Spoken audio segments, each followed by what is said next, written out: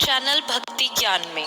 दोस्तों, प्रभु श्री राम ने इस पृथ्वी पर राजा के रूप में 10,000 से भी ज्यादा सालों तक राज किया है।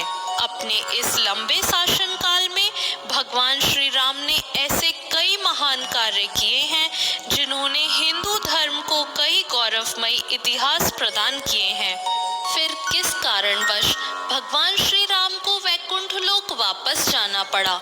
दोस्तों, पद्म पुराण की एक कथा के अनुसार एक दिन एक वृद्ध संत भगवान श्री राम के दरबार में पहुंचे और उनसे अकेले में चर्चा करने का निवेदन किया।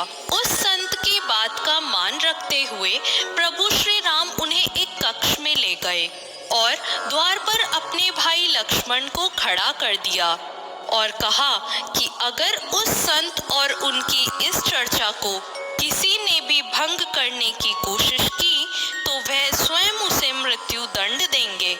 लक्ष्मण ने अपने ज्येष्ठ भ्राता की आज्ञा का पालन करते हुए दोनों को उस कमरे में एकांत में छोड़ दिया और खुद बाहर पहरा देने लगे। वह वृद्ध संत कोई और नहीं बल्कि विष्णु लोक से भेजे गए कालदेव थे। इन्हें प्रभु श्री राम को ये बताने के लिए भेजा गया था कि उनका धरती पर रहने का समय पूरा हो गया है और अब उन्हें अपने लोक वापस लौटना होगा। अचानक कक्ष के द्वार पर ऋषि दुर्वासा आ गए। उन्होंने लक्ष्मण से कहा कि वह भगवान श्री राम से शीघ्र ही मिलना चाहते हैं, लेकिन प्रभु श्री राम की आज्ञा का पालन करते हुए लक्ष्मण ने उन्हें अंदर जाने से मना कर दिया। ऋषि दुर्वासा हमेशा से ही अपने अत्यंत क्रोध के लिए जाने जाते थे। ऋषि दुर्वासा के बार बार निवेदन करने पर भी लक्ष्मण नहीं मान रहे थे, तो उन्होंने लक्ष्मण से कहा कि वह श्री राम को इसके लिए श्राप देंगे। लक्ष्मण को समझ नहीं आ रहा था कि अपने भाई की आज्ञा का पालन करे या फिर उन्हें श्राप से बचाए। लक्ष्मण कभी नहीं चाहते थे कि उनके भाई को उनके कारण किसी भी प्रकार की कोई हानि पहुंचे। लक्ष्मण ने एक कठोर फैसला लिया।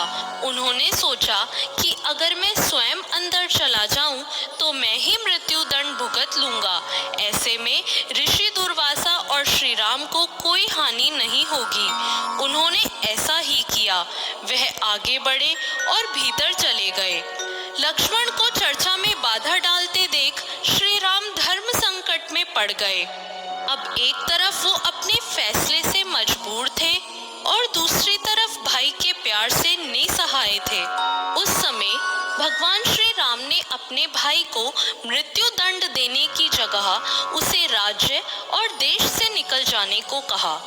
उस युग में देश निकाला मिलना मृत्यु दंड के बराबर ही माना जाता था, लेकिन लक्ष्मण तो अपने भाई के बिना एक पल भी नहीं रह पाते थे।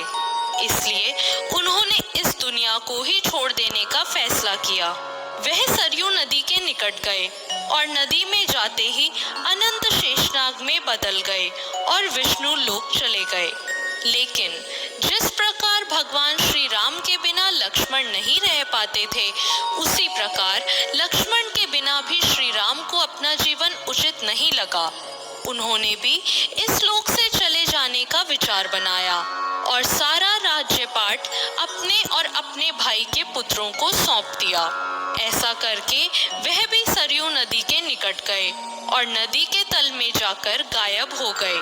फिर कुछ देर बाद नदी के भीतर से भगवान विष्णु प्रकट हुए और उन्होंने अपने भक्तों को दर्शन दिए। इस प्रकार भगवान श्री राम ने अपना मानवीय रूप त्याग कर अपना वास्तविक रूप भगवान विष्णु का और वैकुंठ धाम को प्रस्थान किया। तो कैसी लगी आपको हमारी ये जानकारी? कमेंट बॉक्स में ज़रूर बताएं और ऐसी और नई और धार्मिक वीडियोस के लिए हमारे चैनल भक्ति ज्ञान को तुरंत सब्सक्राइब करें। धन्यवाद।